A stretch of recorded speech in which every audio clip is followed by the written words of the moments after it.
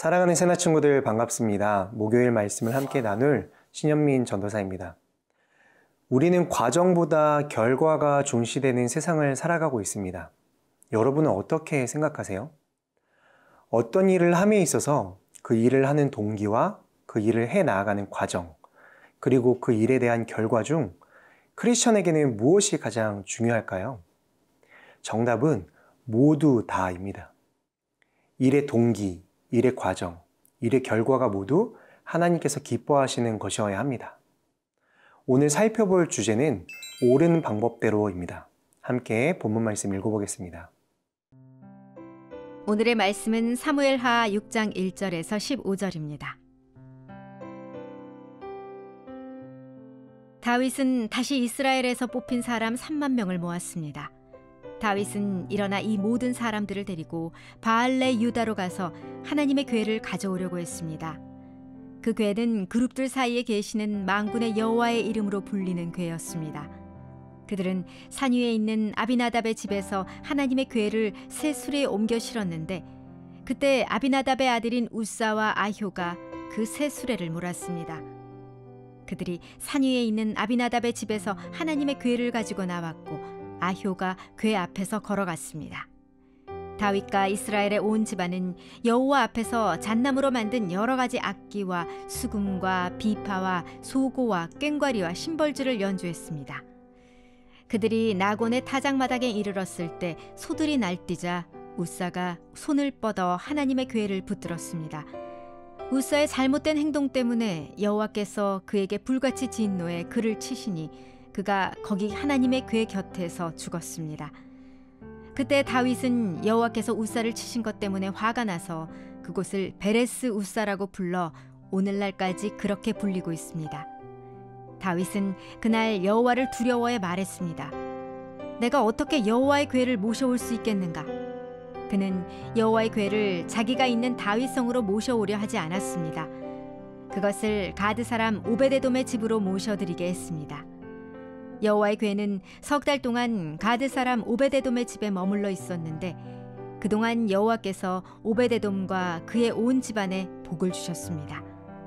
그때 다윗 왕은 여호와께서 하나님의 궤로 인해 오베데돔의 집안과 그가 가진 모든 것에 복을 주셨다 하는 말을 듣게 됐습니다.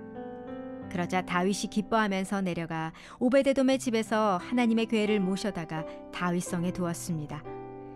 여호와의 궤를 맨 사람들이 6걸음을 갔을 때 다윗은 소와 살찐 양으로 제사를 드렸습니다. 다윗은 배 에봇을 입고 여호와 앞에서 온 힘을 다해 춤을 추었습니다. 다윗과 이스라엘의 온 집들이 나팔을 불고 환호하며 여호와의 궤를 모셔왔습니다. 1절과 2절 말씀을 함께 읽어보겠습니다. 다윗은 다시 이스라엘에서 뽑힌 사람 3만 명을 모았습니다. 다윗은 일어나 이 모든 사람들을 데리고 바알레 유다로 가서 하나님의 궤를 가져오려고 했습니다. 그 궤는 그룹들 사이에 계시는 만군의 여호와의 이름으로 불리는 궤였습니다.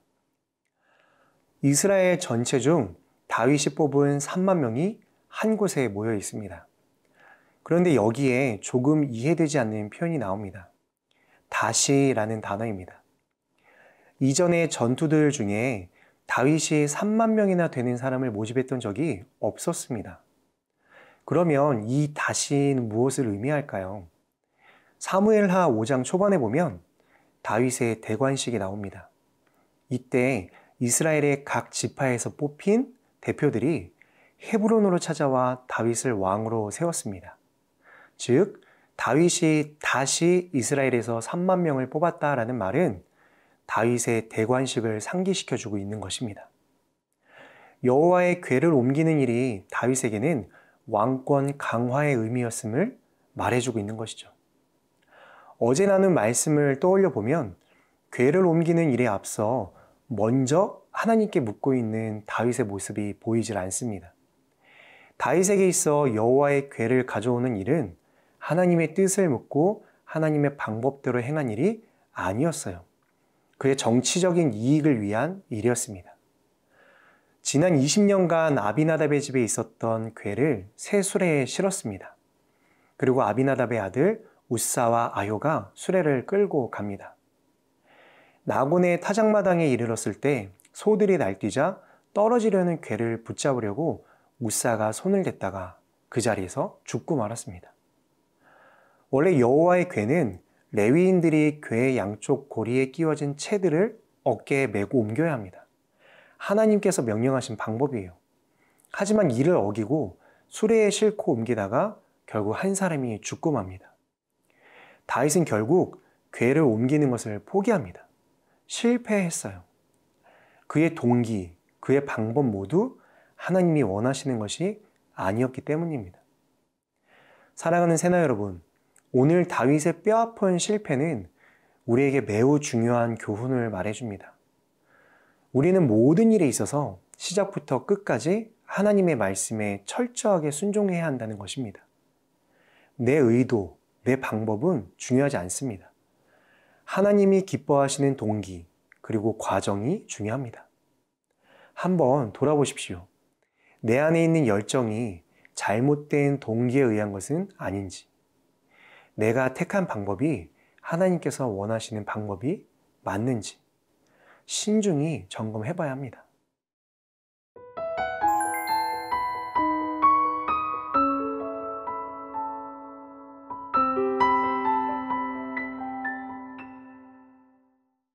누구나 실패는 할 수 있습니다. 문제는 그 실패를 다시 성공으로 만들어 놓느냐입니다. 다윗은 그런 능력을 가진 사람이었습니다.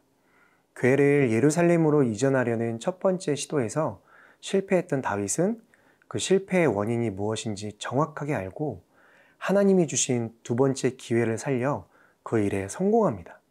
12절 말씀 함께 읽겠습니다. 그때 다윗 왕은 여호와께서 하나님의 궤로 인해 오베데돔의 집안과 그가 가진 모든 것에 복을 주셨다 하는 말을 듣게 됐습니다.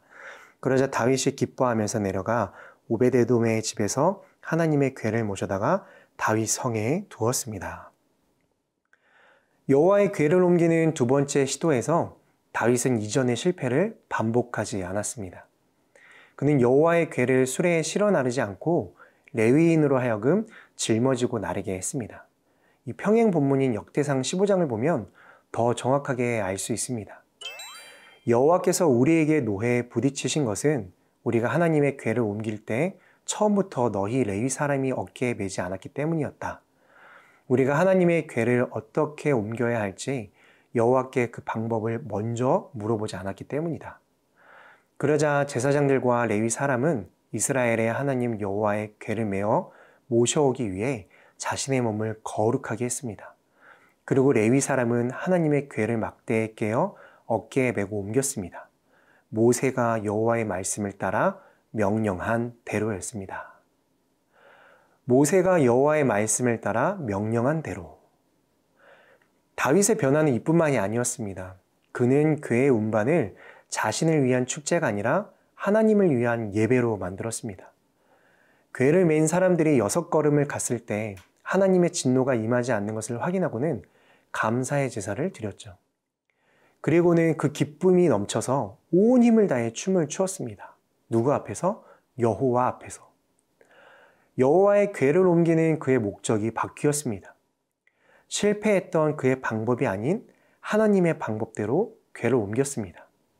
그러자 궤는 다윗이 원했던 대로 예루살렘에 도착하였습니다. 사랑하는 새나 여러분, 말씀이 가라는 곳에 가고 말씀이 서라는 곳에 선다라는 구호가 있습니다. 종교 개혁가들의 구호입니다.